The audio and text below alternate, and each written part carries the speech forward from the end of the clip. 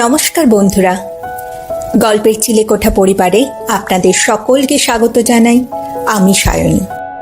আজ আমাদের নিবেদন রবি ঠাকুরের পাত্র ও পাত্রী। গল্পটি কেমন লাগলো কমেন্টে জানাবেন। যদি ভালো লাগে লাইক করবেন, আর চ্যানেলটিতে যদি নতুন হয়ে থাকেন সাবস্ক্রাইব করবেন। তবে চলুন শুনে নেওয়া যাক আজকের গল্প। রবি ঠাকুরের পাত্র ও পাত্রী।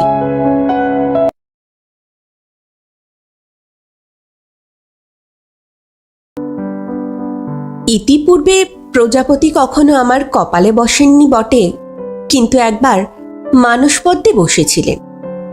তখন আমার বয়স 16। তারপরে কাঁচা ঘুমে চমক লাগিয়ে দিলে যেমন আর ঘুম আসতে চায় না, আমারও সেই দশা হলো। আমার বন্ধু বান্ধবরা কেউ কেউ দ্বার পরিগ্রহ ব্যাপারে দ্বিতীয় এমনকি তৃতীয় পক্ষে প্রমোশন পেলেন। আমি কৌমার্যের লাস্ট বেঞ্চিতে বসে শূন্য সংসারের করিকাট গণনা করেই কাটিয়ে দিলুম। আমি 14 বছর বয়সে এন্ট্রান্স পাশ করেছিল। তখন বিবাহ কিংবা এন্ট্রান্স পরীক্ষায় বয়স বিচার ছিল না। আমি কোনোদিনই পড়ার বই বিশেষ গিলিনি, সেই জন্য শারীরিক বা মানসিক অজীর্ণ রোগে আমাকে ভুগতে হয়নি। ইঁদুর যেমন দাঁত বসাবার জিনিস পেলেই সেটাকে কেটে কুটে ফেলে, সেটা খাদ্যই হোক আর অখাদ্য, তেমনি শিশুকাল থেকে ছাপার বই দেখলে সেটা পড়ে ফেলা আমার স্বভাব ছিল। সংসারে পড়ার বইয়ের চেয়ে না পড়ার বইয়ের সংখ্যাই ঢের বেশি। এই জন্য আমার পুঁথি সৌরজগতে স্কুল পাঠ্য পৃথিবীর চেয়ে বেস্কুল পাঠ্য সূর্য 14 লক্ষ গুণ বড় ছিল। তবু আমার সংস্কৃত পণ্ডিত মশাইয়ের নিদারুণ ভবিষ্যৎবাণী সত্ত্বেও আমি কিন্তু পরীক্ষায় পাশ করেছিল। আমার বাবা ডেপুটি ম্যাজিস্ট্রেট ছিলেন। তখন আমরা ছিলাম সাতক্ষীরে কিংবা জাহানাবাদে কিংবা ওই রকম কোনো একটা জায়গায়। গোড়াতেই কিন্তু বলে রাখা ভালো, দেশ কাল এবং পাত্র সম্বন্ধে আমার এই ইতিহাসে যে কোনো স্পষ্ট উল্লেখ থাকবে তার সবগুলোই সুস্পষ্ট মিথ্যা। যাদের রসবোধের চেয়ে কৌতূহল বেশি তাদের ঠকতে হবে। তো এবার আসি গল্পে। বাবা তখন তদন্তে বেরিয়েছিলেন। মায়ের ছিল কি একটা ব্রত, দক্ষিণা এবং ভোজন ব্যবস্থার জন্য তার ব্রাহ্মণ দরকার। এইরকম পারমার্থিক প্রয়োজনে আমাদের পণ্ডিত মশাই ছিলেন মায়ের একমাত্র সহায়। এই জন্য মা তার কাছে বিশেষভাবে কৃতজ্ঞ ছিলেন, যদিচ বাবার মনের ভাব ছিল ঠিক তার উল্টো। আজ আহারান্তে দান দক্ষিণার যে ব্যবস্থা হলো তার মধ্যে আমিও তালিকাভুক্ত হলো। সে পক্ষে যে আলোচনা হয়েছিল তার মর্মটা ভারী সুন্দর। আমার তো কলকাতায় কলেজে যাবার সময় হলো। এমন অবস্থায় পুত্র বিচ্ছেদ দুঃখ দূর করবার জন্যে একটা সদুপায় অবলম্বন করা মায়ের কর্তব্য। তাই যদি একটি শিশুবধূ মায়ের কোলের কাছে থাকে তবে তাকে মানুষ করে যত্ন করে মায়ের দিন কাটতে পারে। পণ্ডিত মশাইয়ের মেয়ে কাশীশ্বরী এই কাজের পক্ষে উপযুক্ত, কারণ সে শিশুও বটে, সুশীলাও বটে। আর কুলশাস্ত্রের গণিতে তার সঙ্গে আমার অঙ্কে অঙ্কে মিল। তাছাড়া ব্রাহ্মণের কন্যাদায় মোচনের পারমার্থিক ফলও লোভের সামগ্রী। মায়ের মন বিচলিত হলো। মেয়েটিকে একবার দেখা কর্তব্য এমন আভাস দেবা মাত্রই পণ্ডিত মশাই বললেন তার পরিবার কাল রাত্রেই মেয়েটিকে নিয়ে বাসায় এসে পৌঁছেছে। মায়ের পছন্দ হতে দেরি হলো না, কেননা রুচির সঙ্গে পুণ্যের বাটখারা যোগ হওয়াতে সহজেই ওজন ভারী হলো। মা বললেন মেয়েটি সুলক্ষণা, অর্থাৎ যথেষ্ট পরিমাণ সুন্দরী না হলেও সান্ত্বনার কারণ আছে। কথাটা পরম্পরায় আমার কানে উঠল যে পণ্ডিত মশাইয়ের ধাতুরূপকে বরাবর আমি ভয় করে এসেছি, এখন তারই কন্যার সঙ্গে আমার বিবাহের সম্বন্ধ। এরই বিসদৃশ্যতা আমার মনকে প্রথমেই প্রবল বেগে আকর্ষণ করল। রূপকথার গল্পের মতো হঠাৎ সুবন্ত প্রকরণ যেন তার সমস্ত অনুস্বার বিসর্গ ঝেড়ে ফেলে একেবারে রাজকন্যা হয়ে উঠল। একদিন সকালে মা আমাকে তার ঘরে ডেকে বললেন, শুনু, পণ্ডিত মশাইয়ের বাসা থেকে আমার মিষ্টি এসেছে, খেয়ে দেখো তো। মা জানতেন আমাকে 25টা আম খেতে দিলে আর 25টার দ্বারা তার পাদপূরণ করলে তবে আমার ছন্দ মেলে। তাই তিনি রসনার সরস পদ দিয়ে আমার হৃদয়কে আহ্বান করলেন। কাশীশ্বরী তার কোলেই বসেছিল। মুখশ্রী অনেকটা অস্পষ্ট হয়ে গিয়েছে আজ, কিন্তু মনে আছে রাংতা দিয়ে তার খোপা মোড়া ছিল, আর গায়ে ছিল কলকাতার দোকানের এক সাটিনের জ্যাকেট। সেটা আবার নীল লাল লেস ফিতে দিয়ে একটা জগদ্দল কিছু বানানো ছিল। যতটা মনে পড়ছে তার রং ছিল শ্যামলা, ভুরুজোড়া খুব ঘন এবং চোখ দুটো পোষা প্রাণীর মতো বিনা সংকোচে তাকিয়ে আছে। মুখের বাকি অংশ কিছুই মনে পড়ে না। বোধহয় বিধাতার কারখানায় তার গড়ন তখনও সারা হয়নি, কেবল এক মেটে করে রাখা হয়েছে। আর যাই হোক, তাকে দেখতে নেহাতি ভালো মানুষের মতো ছিল। আমার বুকের ভেতরটা ফুলে উঠল। মনে মনে ভাবলুম, ওই রাংতা জড়ানো বেনিওয়ালা জ্যাকেট মোড়া সামগ্রীটি 16 আনা আমার। আমি ওর প্রভু, আমি ওর দেবতা।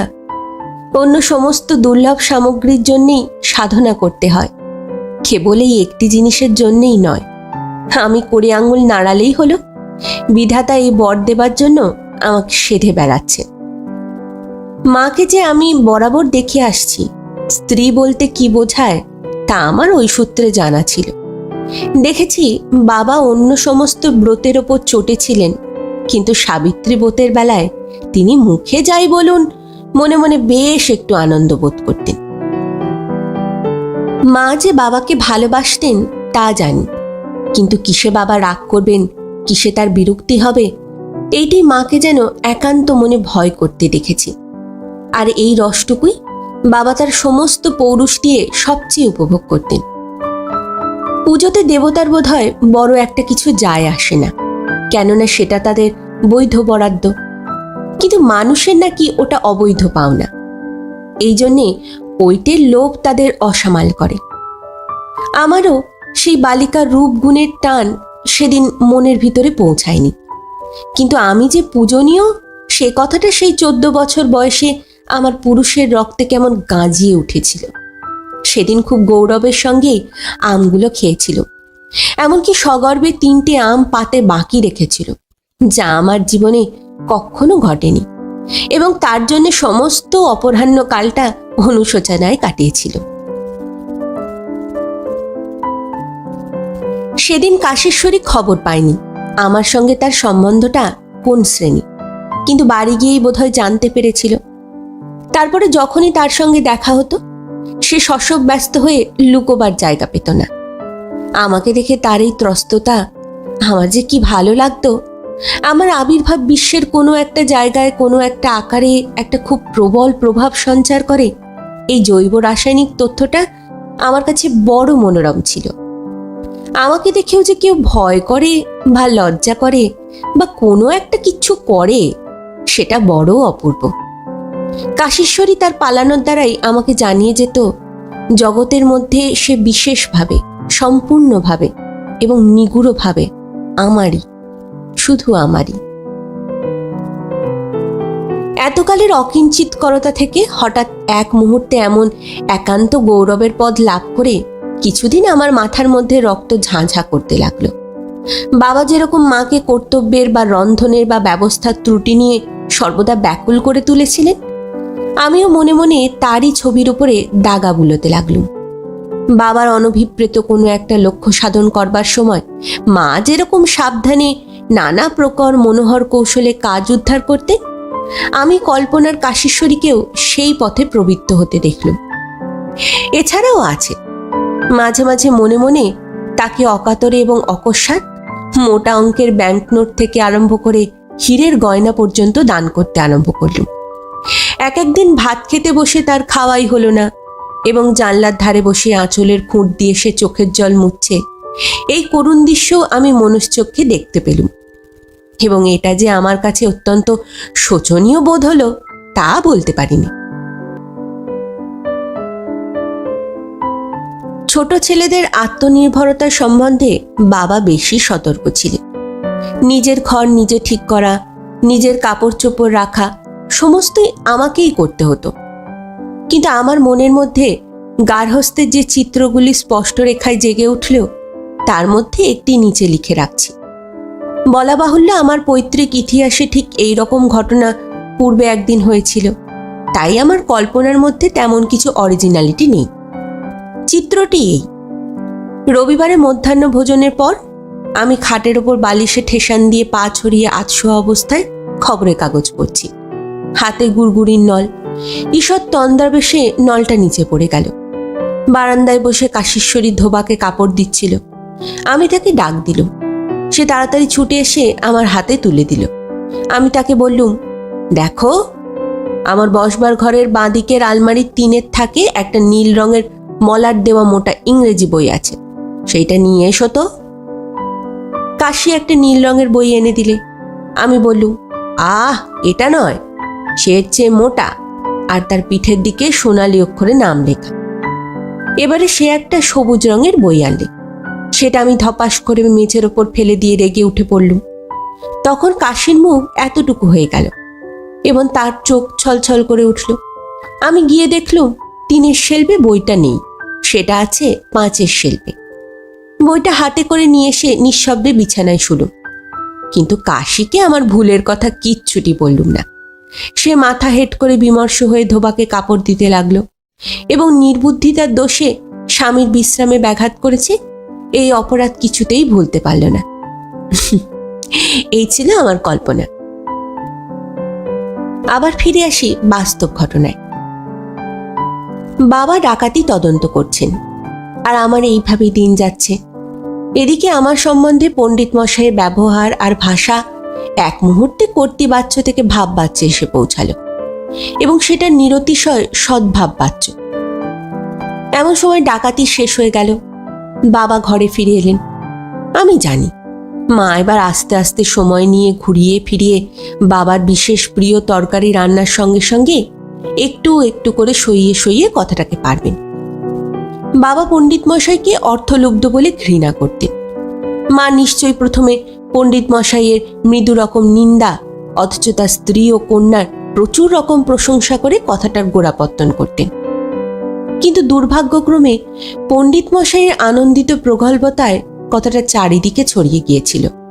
বিবাহ যে পাকা, দিনক্ষণ দেখা চলছে, এ কথা তিনি কাউকে জানাতে বাকি রাখেননি। এমনকি বিবাহকালে সেরেস্তাদার বাবুর পাকা দালানটি কয়েকদিনের জন্য তার প্রয়োজন হবে, যথাস্থানে সে আলোচনাও তিনি সেরে রেখেছেন।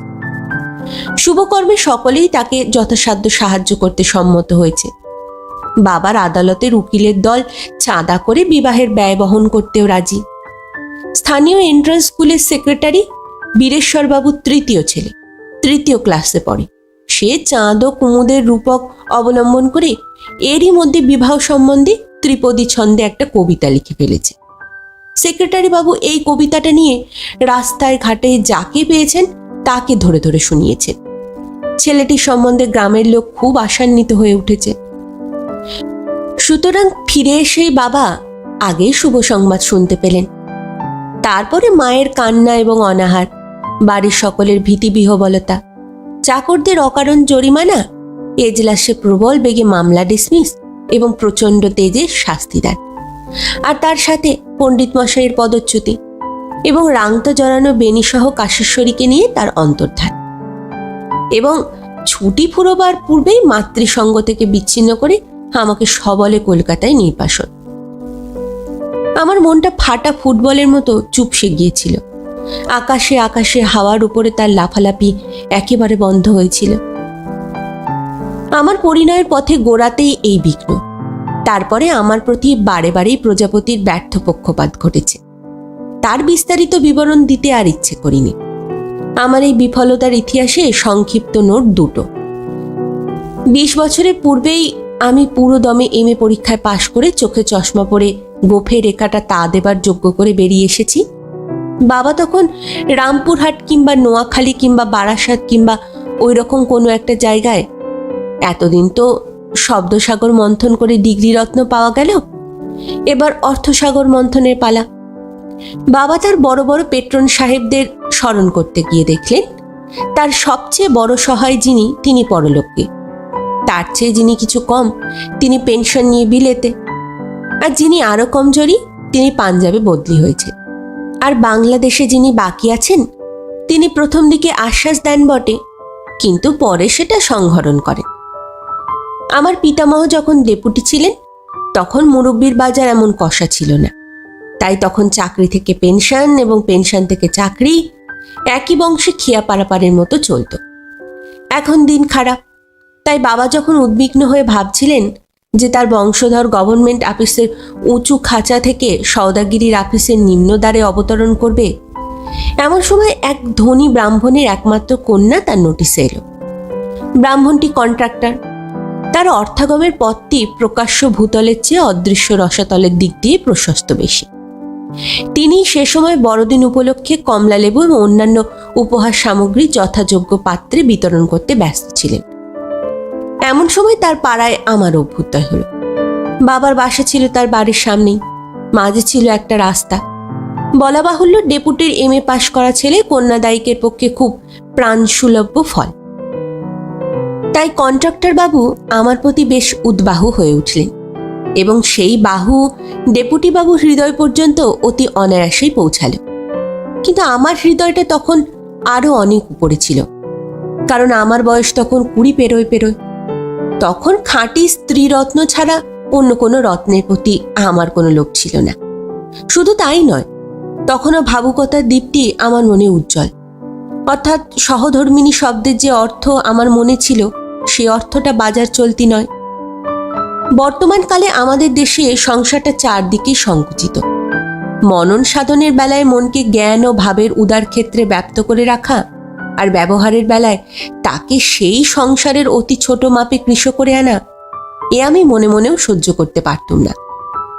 যে স্ত্রীকে আইডিয়ালের পথে সঙ্গিনী করতে চাই, সেই স্ত্রী ঘরকন্যার গারদে পায়ের বেরি হয়ে থাকবে এবং প্রত্যেক চলাফেরায় ঝংকার দিয়ে পিছনে টেনে রাখবে, এমন দুর্গহ আমি স্বীকার করে নিতে নারাজ ছিল। আসল কথা, আমাদের দেশের প্রহসনে যাদের আধুনিক বলে বিদ্রূপ করে, কলেজ থেকে টাটকা বেরিয়ে আমি সেই রকমই নিরবিচ্ছিন্ন আধুনিক হয়ে উঠেছিল। আমাদের কালে সেই আধুনিকদের দল এখনকার চেয়ে অনেক বেশি ছিল। আশ্চর্য এই যে তারা সত্যই বিশ্বাস করত সমাজকে মেনে চলাই দুর্গতি আর তাকে টেনে চলাই উন্নতি। এহেন আমি শ্রীযুক্ত সনৎ কুমার একটি ধনশালী কন্যাদায়িকের টাকার থলির হাঁ করা মুখের সামনে এসে পড়লুম। বাবা বললেন, শুভস্য শীঘ্রম। আমি চুপ করে রইলুম। মনে মনে ভাবলুম, একটু দেখে শুনে বুঝে পড়ে তো নিই। চোখ কান খোলা রাখলুম। কিছু পরিমাণ দেখা আর অনেকটা পরিমাণ শোনা গেল। মেয়েটি পুতুলের মতো ছোট এবং সুন্দর। সে যে স্বভাবের নিয়মে তৈরি হয়েছে তা তাকে দেখে মনে হয় না। কে যেন তার প্রত্যেক চুলটি পাট পাট করে, তার ভুরুটি এঁকে তাকে হাতে করে গড়ে তুলেছে। সে সংস্কৃত ভাষায় গঙ্গার স্তব আবৃত্তি করতে পারে। তার মা পাথুরে কয়লা পর্যন্ত গঙ্গার জলে ধুয়ে তবে রাঁধে। জীবধাত্রী বসুন্ধরা নানা জাতিকে ধারণ করেন বলে পৃথিবীর সংস্পর্শ সম্বন্ধে তিনি সর্বদাই সংকুচিত। তার অধিকাংশ ব্যবহার জলেরই সঙ্গে, কারণ জলচর মৎস্যরা মুসলমান বংশীয় নয় এবং জলে পেঁয়াজ উৎপন্ন হয় না। তার জীবনে সর্বপ্রধান কাজ আপনার দেহকে, গৃহকে, কাপড় চোপড়, হাঁড়িকুড়ি, খাট পালঙ্ক, বাসনকোসনকে শোধন এবং মার্জন করা। তার সমস্ত কৃত্য সমাপন করতে প্রায় বেলা 2:30 হয়ে যায়। তার মেয়েটিকে তিনি স্বহস্তে সর্বাংশে এমনই পরিশুদ্ধ করে তুলেছেন যে তার নিজের মতো বা নিজের ইচ্ছা বলে কোনো উৎপাতই ছিল না। বিধিবিধানের পরে আমার মায়েরও যথেষ্ট শ্রদ্ধা ছিল, কিন্তু তার চেয়ে আরও বেশি শ্রদ্ধা যে কারো থাকবে এবং তাই নিয়ে সে মনে মনে গুমর করবে, এটা তিনি সইতে পারতেন না। এই জন্য আমি যখন তাকে বললুম, মা, মেয়ের যোগ্য পাত্র আমি নই, তিনি হেসে বললেন, না, কলিযুগে তেমন পাত্র মেলা ভার। আমি বললুম, তাহলে আমি বিদায় নিই মা। মা বললেন, সে কি শুনু, তোর পছন্দ হলো না কেন? মেয়েটিকে তো দেখতে বেশ ভালো। আমি বললুম, মা, স্ত্রী তো কেবল চেয়ে চেয়ে দেখবার জন্যে নয়, তার বুদ্ধি থাকাও চাই। মা বললেন, শোনো একবার, এরই মধ্যে তুই তার কম বুদ্ধির পরিচয় কি পেলি? আমি বললুম, বুদ্ধি থাকলে মানুষ দিনরাত এইসব অনর্থক অকাজের মধ্যে বাঁচতেই পারে না মা, হাঁপিয়ে মরে যায়। মায়ের মুখ শুকিয়ে গেল। তিনি জানেন এই বিবাহ সম্বন্ধে বাবা অপরপক্ষকে প্রায় পাকা কথা দিয়েছেন। তিনি আরও জানেন যে বাবা এটা প্রায়ই ভুলে যান যে অন্য মানুষেরও ইচ্ছে বলে একটা বালাই থাকতে পারে। বস্তুত বাবা যদি অত্যন্ত বেশি রাগারাগি জবরদস্তি না করতেন, তাহলে হয়তো কালক্রমে ওই পৌরাণিক পুতুলকে বিবাহ করে আমিও একদিন প্রবল রোখে স্নান আহ্নিক এবং ব্রত উপবাস করতে করতে গঙ্গা তীরে সদ্গতি লাভ করতে পারতুম। অর্থাৎ মায়ের ওপর যদি এই বিবাহের ভার দেওয়া থাকতো, তবে তিনি সময় নিয়ে অতি ধীর মন্দ সুযোগে ক্ষণে ক্ষণে কানে মন্ত্র দিয়ে ক্ষণে ক্ষণে অশ্রুপাত করে কাজ উদ্ধার করে নিতে পারতেন। বাবা যখন কেবলই তর্জন গর্জন করতে লাগলেন, আমি তাকে মরিয়া হয়ে বললুম, ছেলেবেলা থেকে কেবল খেতে শুতে চলতে ফিরতে আমাকে আত্মনির্ভর হবার উপদেশ দিয়েছেন। কেবল বিবাহের বেলাতেই কি আত্মনির্ভর হওয়া চলবে না? কলেজের লজিকে পাশ করবার বেলায় ছাড়া ন্যায়শাস্ত্রের জোরে কেউ কোনোদিনও সফলতা লাভ করেছে এ আমি দেখিনি। সঙ্গত যুক্তি কুতর্কের আগুনে কখনো জলের মতো কাজ করে না, বরঞ্চ তেলের মতোই কাজ করে। বাবা ভেবে রেখেছেন, তিনি অন্য পক্ষকে কথা দিয়েছেন, বিবাহের ঔচিত্য সম্বন্ধে এর চেয়ে বড় প্রমাণ আর কিছু নেই। অথচ আমি যদি তাকে স্মরণ করিয়ে দিতুম যে পণ্ডিত মশাইকেও মা একদিন কথা দিয়েছিলেন, তবু সেই কথাই শুধু আমার যে বিবাহ ফেসে যেত তাই নয়, পণ্ডিত মশাই জীবিকাও তার সঙ্গে সহমরণে যেত এবং সর্বোপরি একটা ফৌজদারি বাধ্য। বুদ্ধি বিচার এবং রুচির চেয়ে সুচিতা মন্ত্রতন্ত্র ক্রিয়াকর্ম যে ঢের ভালো, তার কবিত্ব যে সুগভীর ও সুন্দর, তার নিষ্ঠা যে অতি মহৎ, তার ফল যে অতি উত্তম। সিম্বলিজমটাই আইডিয়ালিজম। এই কথা বাবা আজকাল আমাকে শুনিয়ে শুনিয়ে সময় অসময় আলোচনা করছে। আমি রসনাকে থামিয়ে রেখেছি, কিন্তু মনকে তো চুপ করিয়ে রাখতে পারিনি। যে কথাটা মুখের আগার কাছে এসে ফিরে যেত সেটা হচ্ছে এই যে, এসব যদি আপনি এতই মানেন, তবে পালবার বেলায় মুরগি পালেন কেন? আরও একটা কথা মনে আসতো, বাবাই একদিন দিনক্ষণ পালা পার্বণ বিধিনিষেধ দান দক্ষিণা নিয়ে তার অসুবিধা বা ক্ষতি ঘটলে মাকে কঠোর ভাষায় এসবের অনুষ্ঠানে পণ্ডতা নিয়ে তাড়না করতেন। মা তখন দীনতা স্বীকার করে অবলা জাতি স্বভাবতই অবুঝ বলে মাথা হেট করে বিরক্তির ধাক্কাটা কাটিয়ে দিয়ে ব্রাহ্মণ ভোজনে বিস্তারিত আয়োজনে পবিত্র হয়েছেন। কিন্তু বিশ্বকর্মা লজিকের পাকা ছাঁচে ঢালাই করে জীব সৃজন করেননি। অতএব কোনো মানুষের কথায় বা কাজের সঙ্গতি নেই এই কথা বলে তাকে বাগিয়ে নেওয়া যায় না, রাগিয়ে দেওয়া হয় মাত্র। ন্যায়শাস্ত্রের দোহাই পারলে অন্যায়ের প্রচণ্ডতা বেড়ে ওঠে। যারা পলিটিক্যাল বা গার্হস্থ্য অ্যাজিটেশনের শ্রদ্ধাবান, তাদের এই কথাটা মনে রাখা উচিত। ঘোড়া যখন তার পিছনের গাড়িটাকে অন্যায় মনে করে তার উপরে লাথি চালায়, তখন অন্যায়টা তো ঠেকেই যায়, মাঝ থেকে তার পাকেও জখম করে। যৌবনের আবেগে অল্প একটুখানি তর্ক করতে গিয়ে আমারও সেই দশা হলো। পৌরাণিকী মেয়েটির হাত থেকে রক্ষা পাওয়া গেল বটে, কিন্তু বাবার আধুনিক যুগের তহবিলের আশ্রয়ও আমি খোয়ালুম। বাবা বললেন, যাও, তুমি আত্মনির্ভর করোগে। আমি প্রণাম করে বললুম, যে আজ্ঞা। মা বসে বসে কাঁদতে লাগলেন। তবে বাবার দক্ষিণহস্ত বিমুখ হলো বটে, কিন্তু মাঝখানে মা থাকাতে ক্ষণে ক্ষণে মানি অর্ডারের পেয়াদার দেখা মিলত। মেঘ বর্ষণ বন্ধ করে দিলেও গোপনে স্নিগ্ধ রাত্রে শিশিরের অভিষেক চলতে লাগলো। তারই জেরে ব্যবসা শুরু করে দিল। ঠিক ৭৯ টাকা দিয়ে গোড়াপত্তন হলো। আজ সেই কারবারে যে মূলধন খাটছে তা ঈর্ষাকাতর জনশ্রুতির চেয়ে অনেক কম হলেও ২০ লক্ষ টাকার চেয়ে কম নয়। প্রজাপতির পেয়াদারা আমার পিছন পিছন ফিরতে লাগলো। আগে যেসব দ্বার বন্ধ ছিল এখন তার আর আগল রইল না। মনে আছে, একদিন যৌবনের দুর্নিবার দুরাশায় একটি ষোড়শীর প্রতি আমার হৃদয়কে উন্মুখ করেছিল, কিন্তু খবর পেয়েছিলুম কন্যার মাতৃপক্ষ লক্ষ্য করে আছেন সিভিলিয়ানের প্রতি। অন্তত ব্যারিস্টারের নিচে তো তার দৃষ্টি পৌঁছায় না। আমি তার মনোযোগ মিটারের 0 পয়েন্টেরও নিচে ছিলুম। কিন্তু পরে সেই ঘরেই অন্য একদিন শুধু চা নয়, লাঞ্চ খেয়েছি। রাত্রে ডিনারের পর মেয়েদের সঙ্গে হুটশট খেলেছি। তাদের মুখে বিলেতের একেবারে খাস মহলের ইংরাজি ভাষায় কথাবার্তা শুনেছি। আমার মুশকিল এই যে রাসেলস ডেজার্টেড ভিলেজ এবং অ্যাডিসন স্টিল পড়ে আমি ইংরাজি পাকিয়েছি, তাই এই মেয়েদের সঙ্গে পাল্লা দেওয়া আমার কর্ম নয়। আমার যেটুকু বিদ্যে তাতে আমি অত্যন্ত হাল ইংরেজি ভাষায় বড়জোর হাটে বাজারে কেনাবেচা করতে পারি, কিন্তু বিংশ শতাব্দীর ইংরাজিতে প্রেমালাপ করার কথা মনে পড়লেই আমার প্রেমই দৌড় মারে। অথচ এদের মুখে বাংলা ভাষায় যেরকম দুর্ভিক্ষ, তাতে এদের সঙ্গে খাঁটি বঙ্কিমি সুরে মধুরালাপ করতে গেলে ঠকতে হবে, তাতে মজুরি পোষাবে না। তা যাই হোক, এইসব বিলিতি গিল্ড করা মেয়ে একদিন আমার পক্ষে সুলভ হয়েছিল, কিন্তু রুদ্ধ দরজার ফাঁকের থেকে যে মায়াপুরী দেখেছিল, দরজা যখন খুলল তখন আর তার ঠিকানা পেলুমনি। তখন আমার কেবল মনে হতে লাগলো সেই যে আমার ব্রতচারিণী নিরর্থক নিয়মের নিরন্তর পুনরাবৃত্তির পাকে অহরাত্র ঘুরে ঘুরে আপনার জড়বুদ্ধিকে তৃপ্ত করত, এই মেয়েরাও তো ঠিক সেই বুদ্ধি নিয়ে বিলেতি চাল চলন আদব কায়দার সমস্ত তুচ্ছাতি তুচ্ছ উপসর্গগুলিকে প্রদক্ষিণ করে দিনের পর দিন, বৎসরের পর বৎসর অনায়াসে অক্লান্ত চিত্তে কাটিয়ে দিচ্ছে।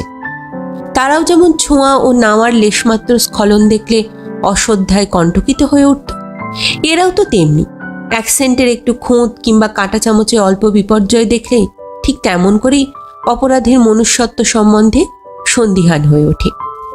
তারা ছিল দিশি পুতুল, এরা বিলিতি পুতুল।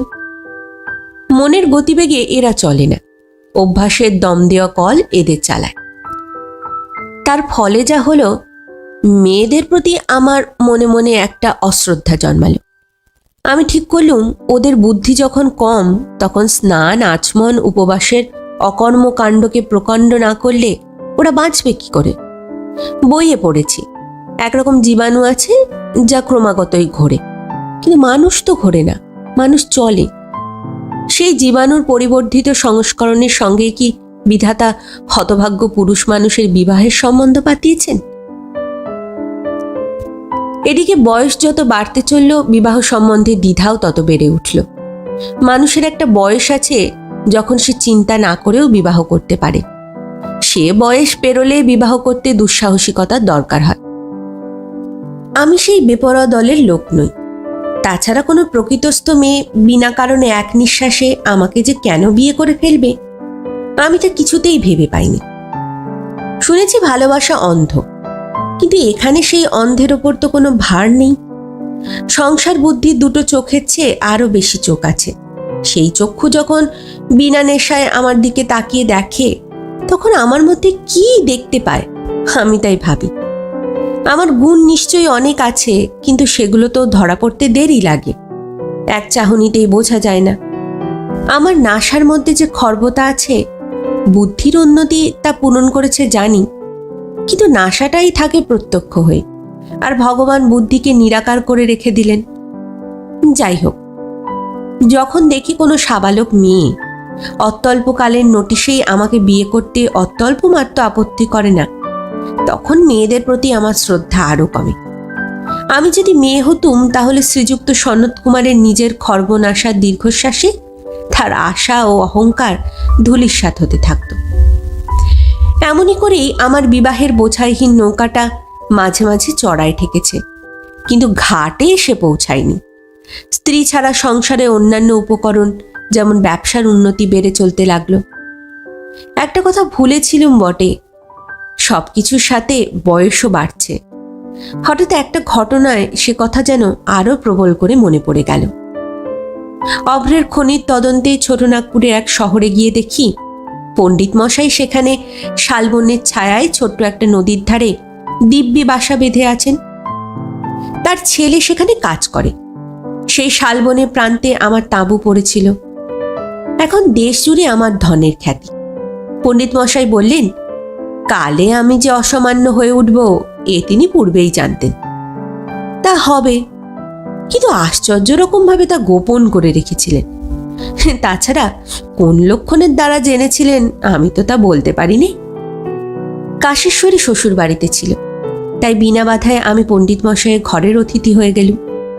কয়েক বছর পূর্বে তার স্ত্রী বিয়োগ হয়েছে, কিন্তু তিনি নাতনিতে পরিবৃত। সবগুলি তার স্বকীয় নয় যদিও, তার মধ্যে দুটি ছিল তার পরলোকগত দাদার। বৃদ্ধ এদের নিয়ে আপনার বার্ধক্যের অপরাহ্নকে নানা রঙে রঙিন করে তুলেছেন। আমি হেসে বললুম, পণ্ডিত মশাই, ব্যাপারখানা কি? তিনি বললেন, বাবা, তোমাদের ইংরেজি শাস্ত্রে বলে যে শনি গ্রহ চাঁদের মালা পরে থাকেন, এই হচ্ছে আমার সেই চাঁদের মালা। সেই দরিদ্র ঘরের এই দৃশ্যটি দেখে হঠাৎ আমার মনে পড়ে গিয়েছিল আমি কতটা একা। বুঝতে পারলুম আমার নিজের ভারে আমি নিজে ক্লান্ত হয়ে পড়েছি। পণ্ডিত মশাই জানেন না যে তার বয়স হয়েছে, কিন্তু আমি বিলক্ষণ জানি আমার হয়েছে। বয়স হয়েছে বলতে এটাই বোঝায় নিজের চারিদিককে ছাড়িয়ে এসেছি, চারপাশটা ঢিলে হয়ে ফাঁকা হয়ে গিয়েছে। সে ফাঁক টাকা দিয়ে, খ্যাতি দিয়ে বোঝানো যায় না। পৃথিবী থেকে রস পাচ্ছি না, কেবল বস্তুর সংগ্রহ করছি। এর ব্যর্থতা অভ্যাসবশত ভুলে থাকা যায়, কিন্তু পণ্ডিত মশাইয়ের ঘর দেখলুম যখন, তখন বুঝলুম আমার দিক শুষ্ক, আমার রাত্রি শূন্য। পণ্ডিত মশাই নিশ্চয়ই ঠিক করে বসে আছেন যে আমি তার চেয়ে ভাগ্যবান পুরুষ।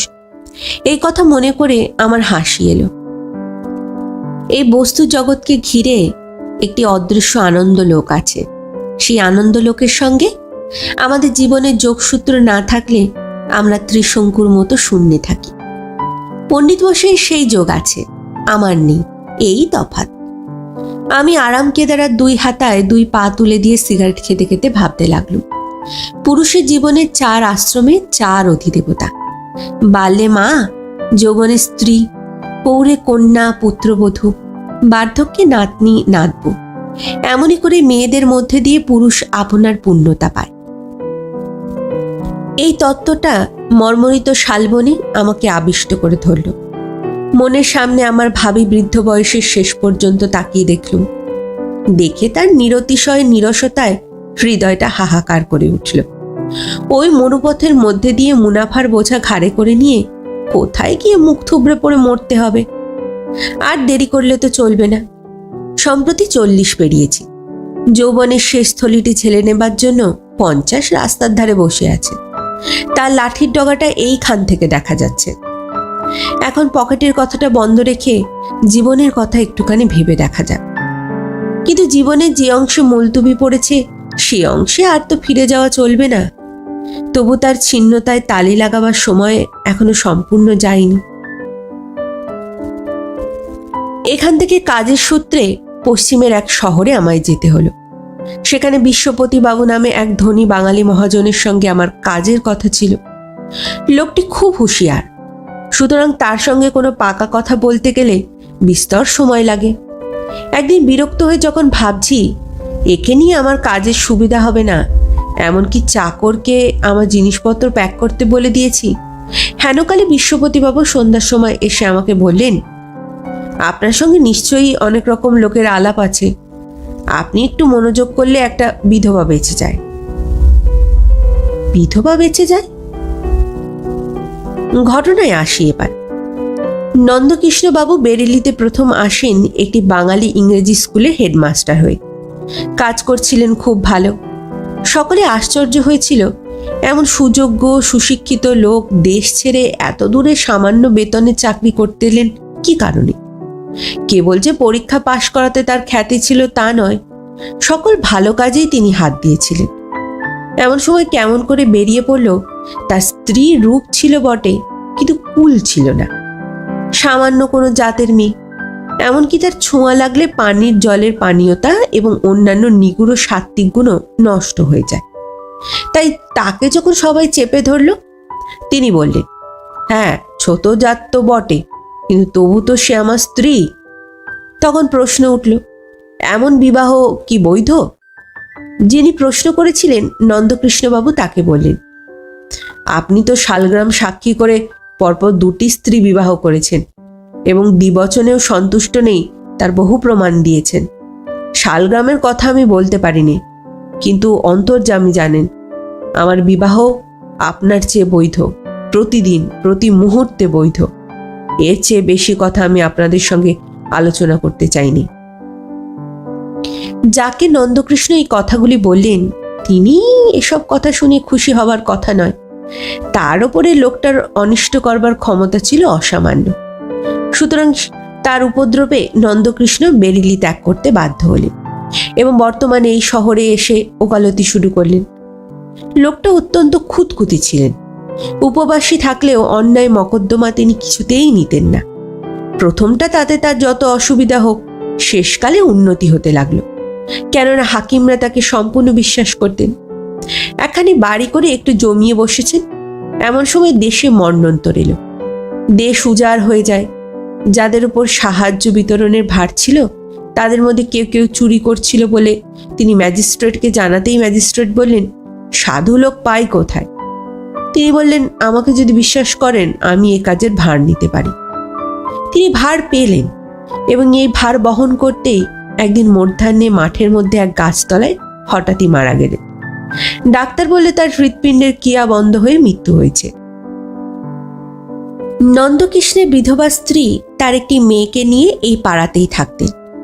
দেওয়ালির রাত্রে মেয়েটির জন্ম হয়েছিল বলে বাপ তার নাম দিয়েছিলেন দীপালি। বিধবা কোনো সমাজে স্থান পান না বলে সম্পূর্ণ একলা থেকে এই মেয়েটিকে লেখাপড়া শিখিয়ে মানুষ করেছেন। এখন মেয়েটির বয়স 25-এর ওপর হবে। মায়ের শরীর রুগ্ন এবং বয়সও কম নয়। কোন দিন তিনি হঠাৎ করেই মারা যাবেন।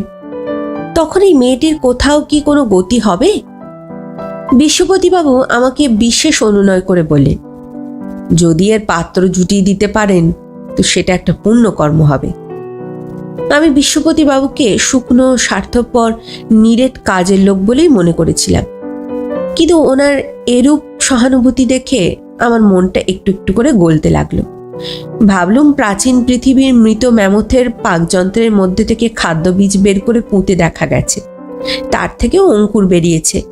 তেমনি মানুষের মনুষ্যত্ব বিপুল মৃত্যুস্তূপের মধ্যে থেকেও সম্পূর্ণ মরতে চায় না।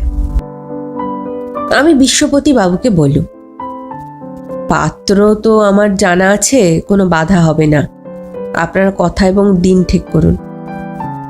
কিন্তু মেয়ে না দেখেই তো আর আগে না দেখা লাগবে না। কিন্তু পাত্র যদি সম্পত্তি লোভ করে, সে কিন্তু বড় বেশি নেই। মা মরে গেলে কেবল ওই বাড়িখানি পাবে, আর সামান্য যদি কিছু পায়। পাত্রে নিজের সম্পত্তি আছে, সেজন্য ভাবতে হবে না বিশ্বপতিবাবু।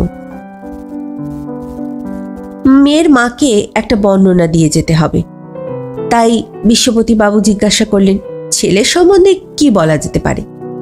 আমি বললুম, বলবেন লোকটা অন্য সাধারণ মানুষের মতোই দোষে গুণে জড়িত। দোষ এত বেশি নেই যে ভাবনা করতে হবে, গুণও এত বেশি নেই যে লোভ করতে হবে। আমি যতদূর জানি তাতে কন্যার পিতামাতারা তাকে বিশেষ পছন্দ করে। স্বয়ং কন্যাদের মনের কথা ঠিক জানা যায়নি। বিশ্বপতিবাবু এই ব্যাপারে যখন অত্যন্ত কৃতজ্ঞ হলেন, তখন তার উপরে আমার ভক্তি বেড়ে গেল। যে কারবারে ইতিপূর্বে তার সঙ্গে আমার দরে বোন ছিল না, সেটাতে লোকসান দিয়েও রেজিস্ট্রি দলিল সই করবার জন্য আমার উৎসাহ হলো।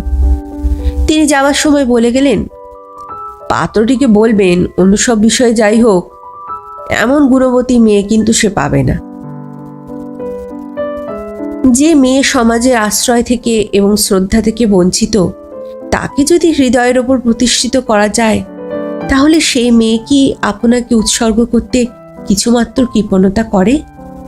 যে মেয়ে বড় রকমের আশা আছে, তারই আশার অন্ত থাকে না। কিন্তু দীপালির দ্বীপটি মাটির, তাই আমার মতো মেটে ঘরের কোণে তার শিখাটির কোনো অমর্যাদা হবার কারণ দেখি না। সন্ধ্যার সময় আলো জেলে আমি বিলিতি কাগজ পড়ছি, এমন সময় খবর এলো একটি মেয়ে আমার সঙ্গে দেখা করতে এসছে। বাড়িতে কোনো স্ত্রী লোক নেই, তাই ব্যস্ত হয়ে পড়লুম। কোনো ভদ্র উপায় উদ্ভাবনের পূর্বেই মেয়েটি ঘরে এসে প্রবেশ করল। এসেই প্রণাম করলে। বাইরে থেকে কেউ বিশ্বাস করবে না, কিন্তু আমি অতি লাজুক মানুষ। আমি তার মুখের দিকে না তাকিয়ে বললুম, তুমি কে? সে বললে, আমি দীপালি। গলাটি তার ভারী মিষ্টি। সাহস করে মুখের দিকে চেয়ে দেখলুম, সে মুখ বুদ্ধিতে এবং কোমলতায় মাখামাখি। মাথার ঘোমটা নেই, সাদা দিশি কাপড়, এখনকার ফ্যাশনে পরা।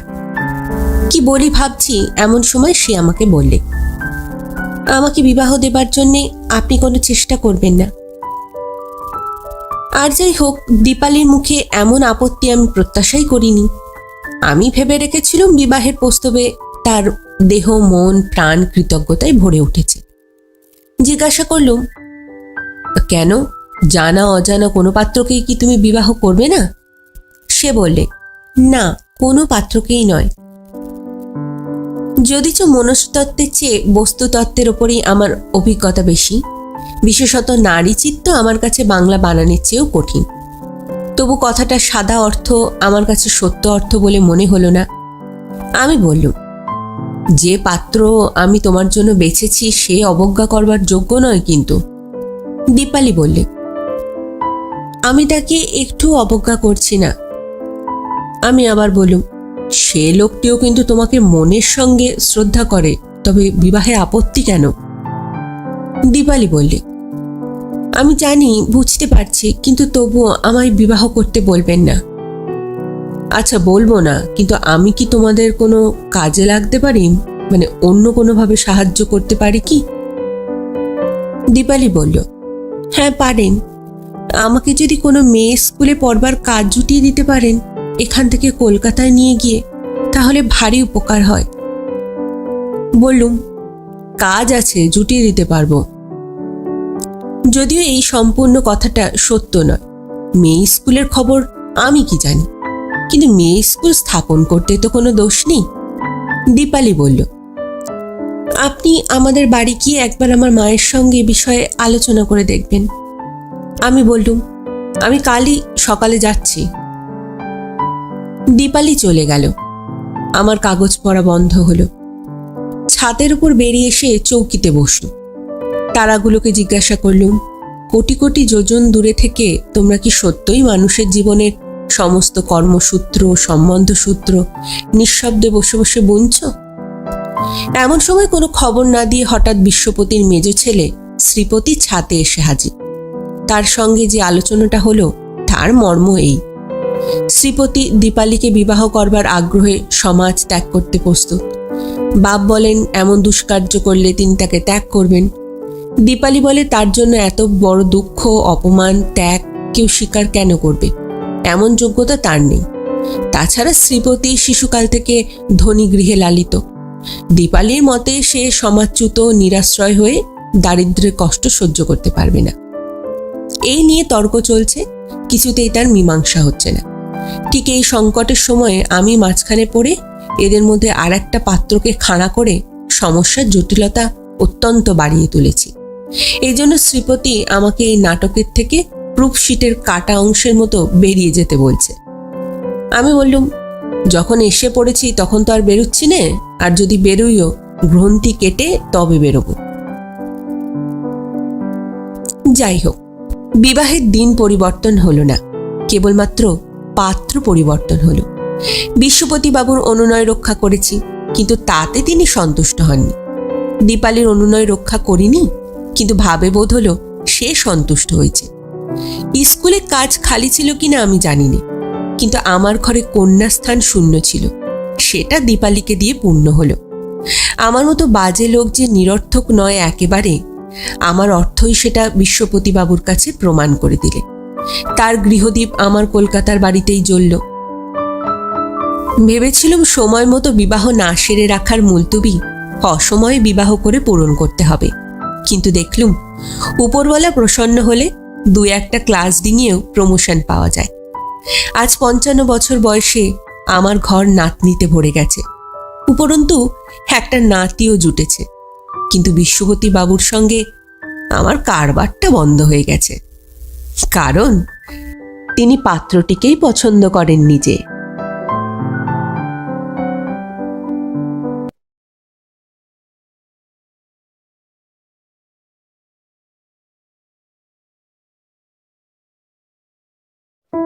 শেষ হলো আজকের গল্প, রবি ঠাকুরের লেখা পাত্র ও পাত্রী।